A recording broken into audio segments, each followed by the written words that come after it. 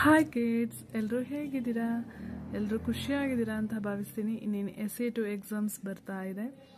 ನಾವು ಎಷ್ಟೇ ಓದಿದ್ರೂ ಹಳೆ ಕ್ವಶನ್ ಪೇಪರ್ ಅಂದರೆ ಓಲ್ಡ್ ಕ್ವಶನ್ ಪೇಪರ್ಸ್ನ ರಿವೈಸ್ ಮಾಡಿದ್ರೆ ನಾವು ಎಷ್ಟು ತಿಳ್ಕೊಂಡಿದ್ದೀವಿ ಅಂತ ಅರ್ಥ ಆಗುತ್ತೆ. ಹಾಗೆ ಎಕ್ಸಾಮ್ ಕ್ವಶನ್ ಪೇಪರ್ ಬಗ್ಗೆ ಒಂದು ಐಡಿಯಾನೂ ಸಿಗುತ್ತೆ.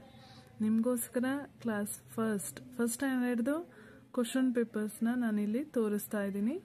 ನೀವು ಎಷ್ಟು ತಿಳ್ಕೊಂಡಿದ್ದೀರಾ ಅಂತ ಇದನ್ನು ಬರೆದು ಕಲಿತು ತಿಳ್ಕೊಳ್ಳಿ.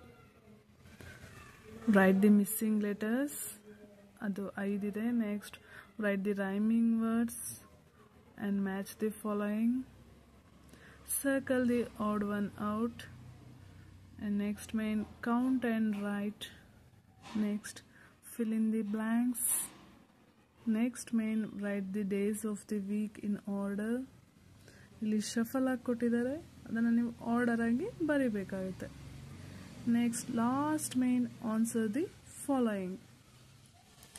ಸೊ ಈ ಥರ ಕ್ವಶನ್ ಪೇಪರ್ನ ನೀವು ರಿವೈಸ್ ಮಾಡಿದ್ರೆ ನಿಮಗೆ ಎಕ್ಸಾಮ್ಲಿ ಹೇಗೆ ಕ್ವಶನ್ ಪೇಪರ್ ಕೊಡ್ತಾರೆ ಹಾಗೆ ನೀವು ಎಷ್ಟು ತಿಳ್ಕೊಂಡಿದ್ದೀರಾ ಅಂತ ಅರ್ಥ ಆಗುತ್ತೆ.